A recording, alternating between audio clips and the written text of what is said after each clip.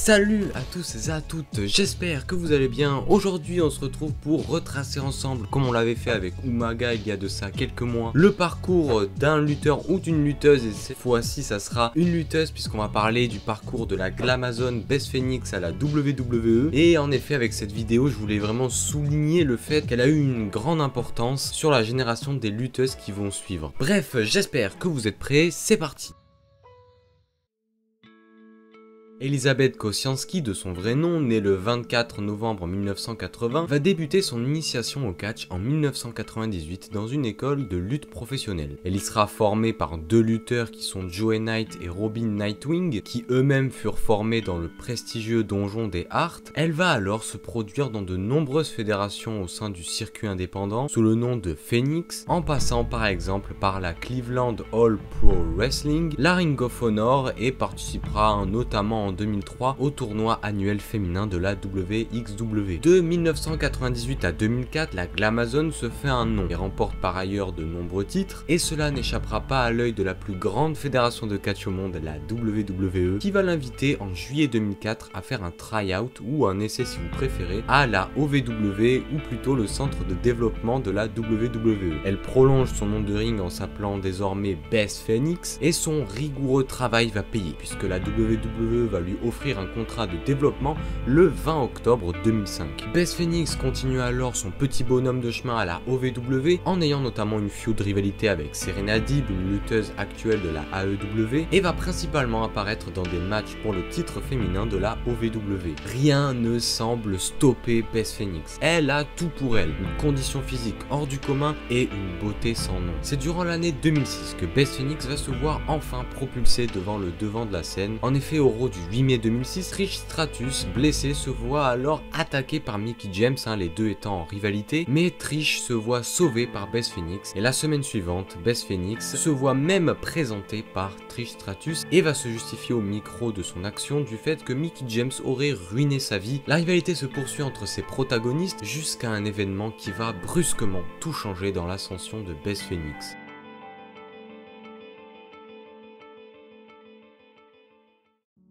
Lors du Raw du 5 juin 2006, la Glamazon va subir une terrible fracture de la mandibule. Et elle va donc passer toute la fin d'année 2006 et début 2007 à se remettre de sa blessure à la OVW. Elle s'était remise de cette blessure en 2 mois grâce à des opérations chirurgicales, mais elle n'apparaîtra que mi-2007 environ au main roster. Une période très sombre pour la Glamazon, qui est finalement en train de faire marche arrière dans son ascension. Mais vous avez tous déjà entendu cette phrase, un phénix renaît toujours de ses cendres. Et bien dans le cas de Beth Phoenix, elle s'applique parfaitement. En effet, elle va revenir plus forte que jamais à l'épisode du Raw du 9 juillet 2007 en attaquant Melina. Mais elle ne va pas s'arrêter là. Lors de SummerSlam 2007, c'est elle qui remporte la bataille royale des divas pour être l'aspirante numéro 1 au championnat féminin. Cependant, lors de Unforgiven 2007, elle échoue à remporter le titre possédé par Candice Michelle. Mais si vous êtes resté jusqu'ici et que vous avez entendu toute son histoire, vous savez que Beth est une battante et qu'elle ne recule devant aucun obstacle. Et c'est finalement à No Mercy 2007, un très bon pay-per-view d'ailleurs, que Beth Phoenix est couronnée championne féminine de la WWE. Après tant d'années de souffrance, d'heures d'entraînement, d'opérations chirurgicales, elle y est enfin arrivée. Elle est désormais sur le toit du monde. Et la Glamazon va conserver son titre durant de nombreux mois à Survivor Series, à Armageddon et même sur la plus grande de toutes les scènes, WrestleMania 24. Mais ironie du sort, c'est bel et bien Mickie James qui va le lui retirer. Beth Phoenix ne restera jamais très loin de ce titre en 2008, en perdant notamment dans un triple menace à Judgment Day 2008 face à Mickie James et Melina, ou encore à One Night Stand 2008 où Phoenix commencera déjà à écrire l'histoire puisqu'elle affronte et bat Melina dans le tout premier I Quit match féminin de la WWE. Et ce fait rejoint ce que je voulais vous dire plus tôt dans la vidéo. La Glamazon est avant-gardiste pour son époque et elle prépare déjà un petit peu le terrain pour la future Women's Revolution. Puis Beth Phoenix va former un duo iconique avec Santino Marella entre 2008 et 2009, une association qui nous laissera des moments hilarants et permettra aussi à Beth Phoenix de redevenir la championne féminine, et notamment aussi à Santino de devenir champion intercontinental face à Kofi Kingston. Sans parler de leur confrontation à WrestleMania 25 dans la bataille royale féminine de Miss WrestleMania où elle sera éliminée par Santina. Après la fin de ce duo, la Glamazon continue son chemin seule, et après sa rivalité avec Vickie Guerrero, Michelle McCool et Layla les menant à WrestleMania 26, elle continue à rester proche proche du titre féminin et a contribué à sa compétitivité. En effet, c'est à Extreme Rules 2010 qu'elle bat Michelle McCool pour remporter une nouvelle fois le titre des divas. Un règne entaché d'une nouvelle blessure pour la Glamazon qui permettra, grâce à la clause de rematch de Michelle McCool dans un handicap match à SmackDown, de récupérer ce titre. Sans oublier que Beth Phoenix se trouvera comme alliée Natalya en 2011 pour former une équipe se nommant Divas of Doom qui va occuper la division féminine durant l'année. Et clairement à l'époque, Beth surclasse la division féminine. Elle dit elle-même ne pas avoir de compétition à l'époque. On peut noter aussi qu'elle aura un match tag team durant WrestleMania 27 avec Eve contre Kelly Kelly et Maria qu'elle va perdre. Finalement, c'est au Raw du 23 avril que Nikki Bella mettra fin au règne de 204 jours de la Glamazon. Et honnêtement, la WWE avait bien choisi celle qui vient de détrôner la dominante Beth Phoenix, puisque Nikki Bella va occuper pendant de nombreuses années une place très importante dans cette division. Mais en 2012, Beth Phoenix est renvoyée de la WWE par Vickie Guerrero car elle n'a pas réussi à vaincre assez rapidement AJ Lee, et il faut préciser qu'elle s'est faite renvoyer de la WWE dans le kayfabe et ainsi que dans la réalité. La Glamazon prend alors sa retraite du catch cette année-là, mais fera son retour en 2017, pas encore dans les rings, lorsqu'elle fut intronisée au Hall of Fame de la WWE. Beth Phoenix se trouve alors au sommet du monde du catch et elle ne cessera d'écrire l'histoire, par exemple en participant au premier Royal Rumble féminin de l'histoire, puis elle fera son retour dans les rings de la WWE en équipe avec Natalya comme en bon vieux temps, mais cette fois-ci en 2019, en participant au match pour les titres tag team féminins où elles ne seront pas victorieuses à WrestleMania 35. Et d'ailleurs actuellement, si vous voulez revoir ou plutôt écouter Beth Phoenix, vous pouvez la retrouver chaque mardi aux commentaires de NXT.